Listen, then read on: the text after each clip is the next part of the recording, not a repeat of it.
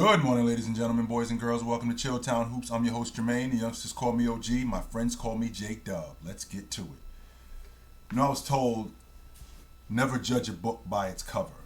And if there was anything that was more related to this than the Miami Heat, I don't know what it is, to be honest with you. Because when I look at this crew, everything about them on the surface tells me that I should be judging them by what's on the cover. Only except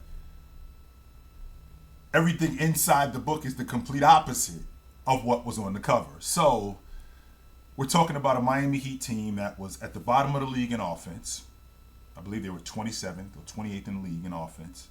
They were at the bottom of the league in three-point shooting. All of this added up to them offensively, just offensively alone. All of this added up to them being an 8th seed because they couldn't really score. We're in a league today where you have to be able to score. The flip side to that is they were always a good defensive team. Last year, when they were in the Eastern Conference Championship, they were in the top 5 in the league in defense. So they were always one of the better defensive teams in the game. It was just a matter of putting the other parts together so they can be more complete. Well, they back into the playoffs. They lose the first play-in game to Atlanta. And they're in a dogfight with Chicago in the last 4 minutes of the game where they're down. And it looks like they're not going to make the playoffs. Only except they come back and they beat Chicago. And now they're in the playoffs as an 8th seed. And then things just start to come together from there. They've always been a bad matchup for the Milwaukee Bucks. They beat them 2 of the last 3 times they played them in the playoffs. Yeah, Milwaukee swept them in 21. But they've always been a bad matchup for the Milwaukee Bucks.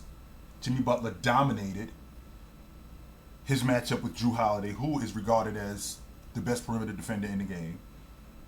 They shot the lights out, which is also amazing to me, considering, again, they were at the bottom of the league in three-point percentage. And they were at the bottom of the league in offense. But they were always a good defensive team. So, they handled the Milwaukee Bucks, who, by the way, were favored to win the NBA championship. Handled them dudes. Then they move on to the New York Knicks, who they also handle. And had Jimmy Butler played in had he not gotten hurt in game 1 and played in game 2, I think that series would have been over in 4. I don't think they would have came back to New York. I think that series would have already been over. And then we get to the Eastern Conference Championship, where there isn't a more telling tale of don't believe what you see on the surface.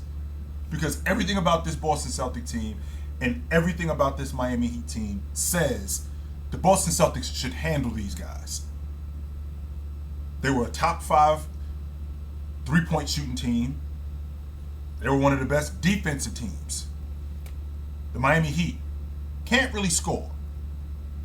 Can't shoot the long ball. One of the better defensive teams.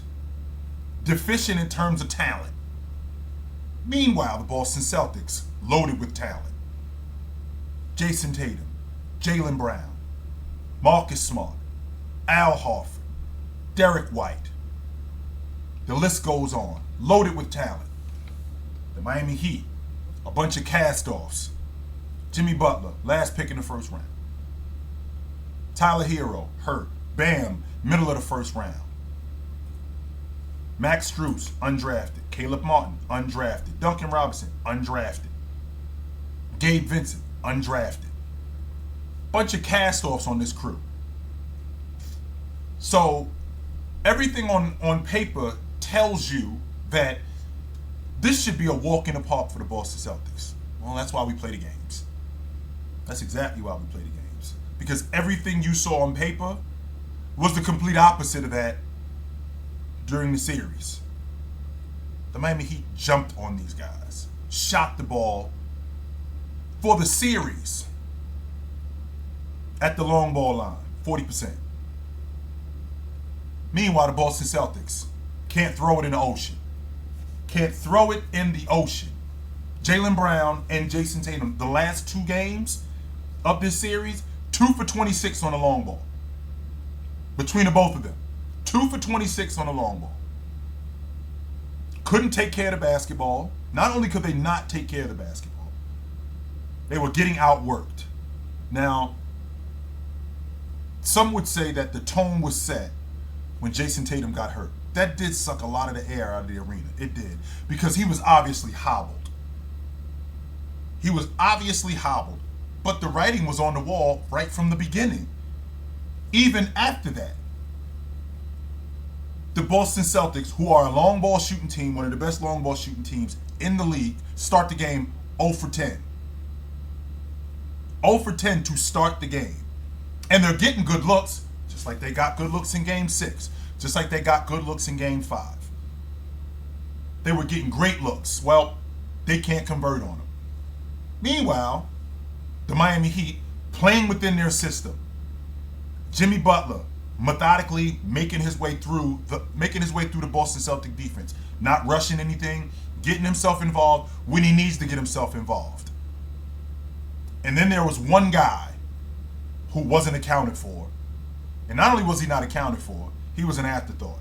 And that's Caleb Martin, which was an adjustment that Coach Spo made that can't be understated. He put Caleb Martin in the starting lineup in the last 2 games. This is a guy who was coming off the bench averaging 18 a game. Averaged 19 a game for the series. Shooting over 60% from the floor and almost 50% on the long ball. Well, what kind of shots was he getting? He was getting great shots within that offense. If you watch the Miami Heat offense is a combination of what the Golden State Warriors do and what the San Antonio Spurs used to do. A lot of action on the perimeter. Not just a lot of action on the perimeter, spreading you out and making you guard defensively for stretches.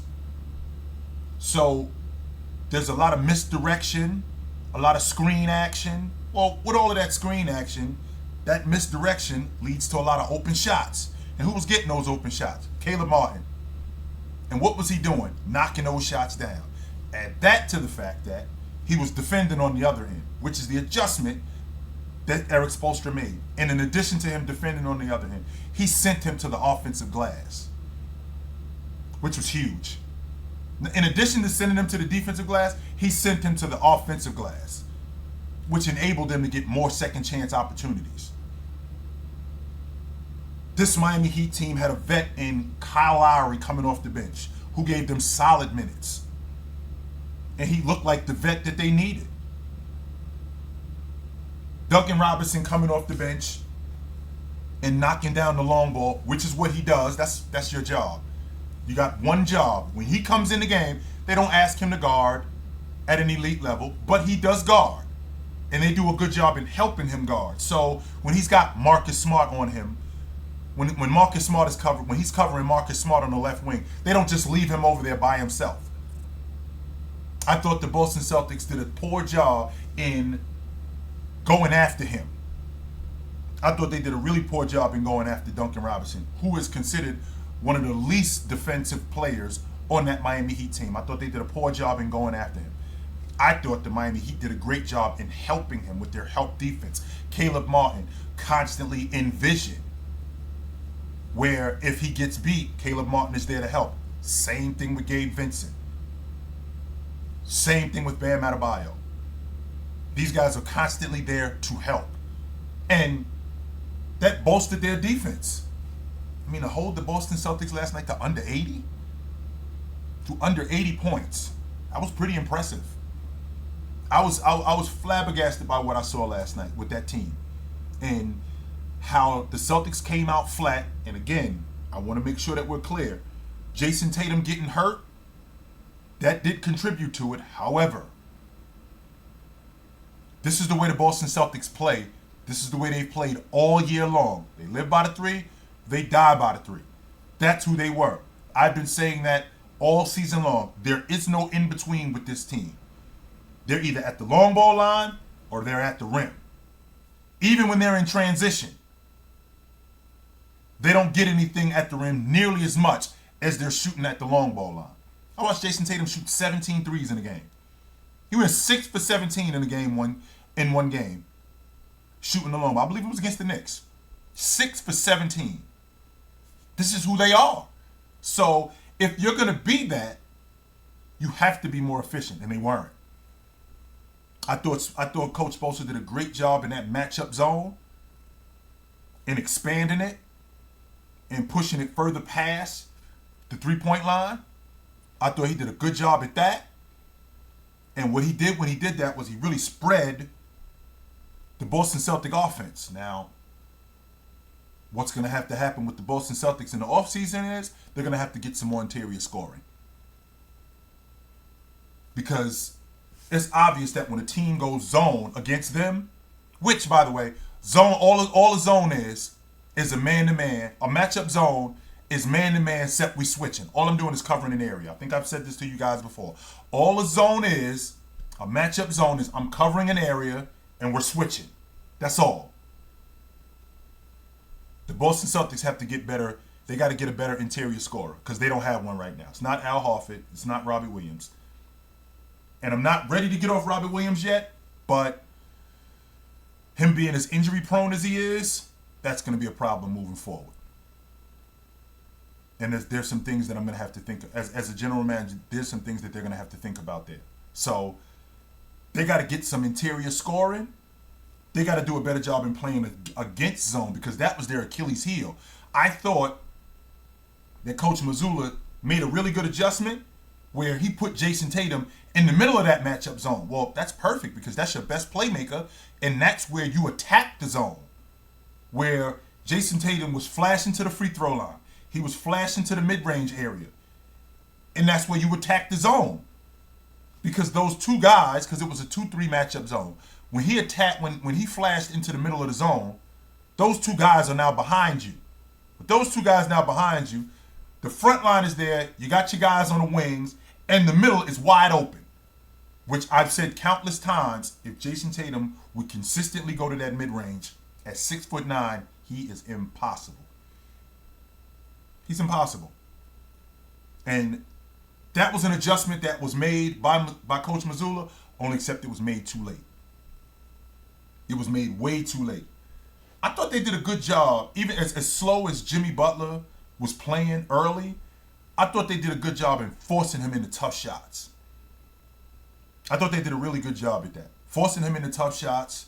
Bam not being as aggressive as we would like him to be, but Bam is now becoming more and more of just who he is. He is a 20-a-game guy, and I can't fight that. I can't fight that, but I'm starting to come to the realization that his offense is limited. Maybe he isn't the scorer that I think he is. And maybe I just have to accept him for who he is more of a dribble handoff. He can knock down the mid-range in stretches. He's great in transition and he's great around the rim. But for the most part, maybe that's just who he is. Maybe he's just one of those guys that's just limited. You have to continue to ride the train of Caleb Martin. Continue to ride the train of Caleb Martin. He's fantastic, man. He is. He's one of those guys who is necessary. Energy guy that can score. Not only can he score tough as nails and defends, and he's going to be a problem in this Denver series. I'm not going to sit here and tell you that Denver is going to mop the floor with them because I thought Boston was going to mop the floor with them. And that clearly didn't happen.